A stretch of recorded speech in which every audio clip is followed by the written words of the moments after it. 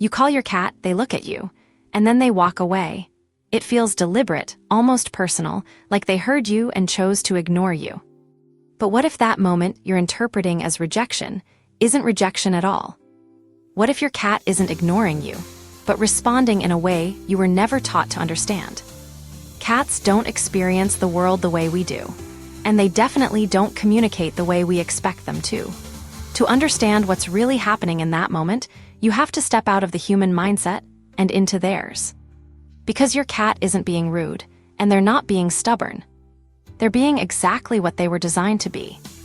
Independent, self-directed, and selective. The biggest misunderstanding starts with one simple assumption: that cats should behave like dogs. Dogs were bred over thousands of years to respond to human cues, to follow commands, to seek approval. Their survival became tied to cooperation. Cats took a completely different path. They didn't evolve to work with humans. They chose to live near us, not with us. Their ancestors were solitary hunters who thrived on independence, precision, and control over their environment. That instinct never went away. So when you call your cat and expect them to come running, you're asking them to behave in a way that goes against their nature. And here's the part most people don't realize. Your cat actually hears you. Studies have shown that cats can recognize their owner's voice. They know when you're calling them. They can even distinguish your voice from a stranger's. They just don't always respond the way you want. Because from their perspective, they already did. A glance, a slight ear movement, a shift in posture. To a cat, that's acknowledgement. That's communication. The problem is, we're looking for something louder, more obvious, something that fits our version of what a response should look like.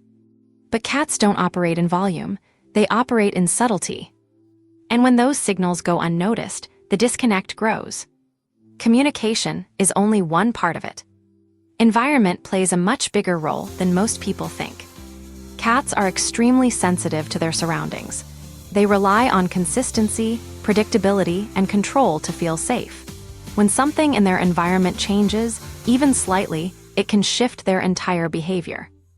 Noise, movement, new people, rearranged furniture, other animals. To you, these might feel like minor changes. To your cat, they can feel like instability. And when a cat doesn't feel secure, they withdraw. They become quieter, less responsive, more selective about when and how they engage. Not because they don't care about you, but because they're managing stress. Timing matters too. Cats aren't naturally active when we are. They're crepuscular, meaning they're most alert during early morning and late evening. So if you're trying to interact with your cat in the middle of the day while they're resting, or late at night when they've already settled down, you're interrupting their natural rhythm. And just like you wouldn't respond enthusiastically to someone trying to engage you when you're exhausted, your cat won't either. Then there's memory.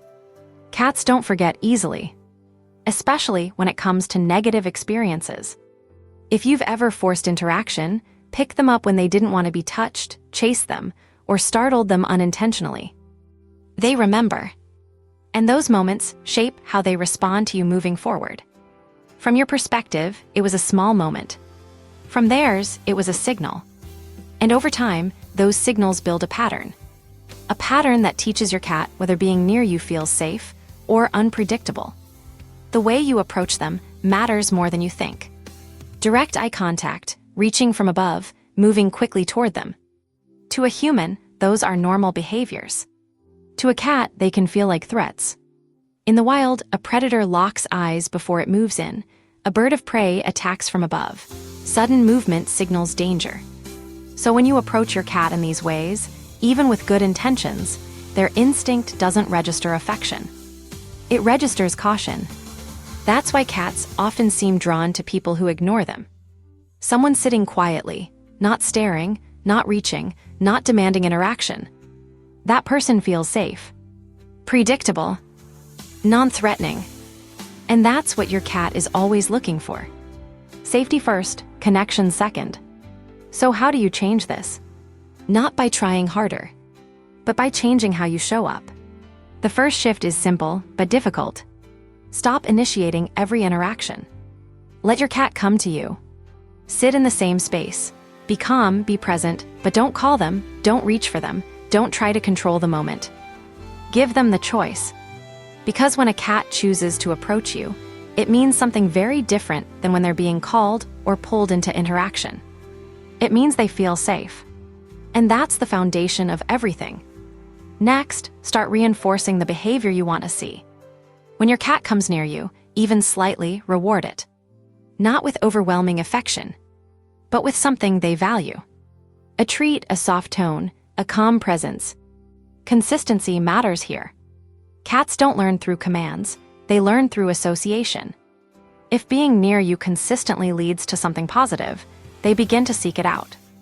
Over time, that changes their behavior. And more importantly, their perception of you.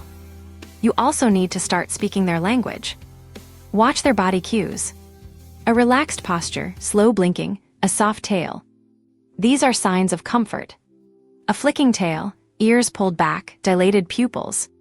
These are signs to stop. And when you respect those signals, something shifts. Your cat realizes you're paying attention. That their communication matters. That you're not just acting, you're responding. That builds trust faster than anything else. Routine is another powerful tool.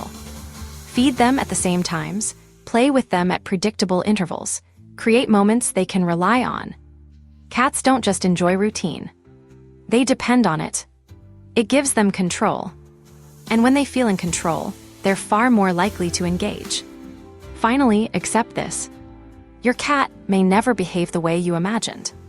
They may never come running when you call. They may never be overly affectionate. But that doesn't mean they don't care. It means they care differently. The goal isn't to make your cat obedient. It's to become someone your cat chooses. Someone they approach. Someone they trust. Because when an independent animal like a cat decides to spend time with you, that isn't compliance. That's connection. And it means far more.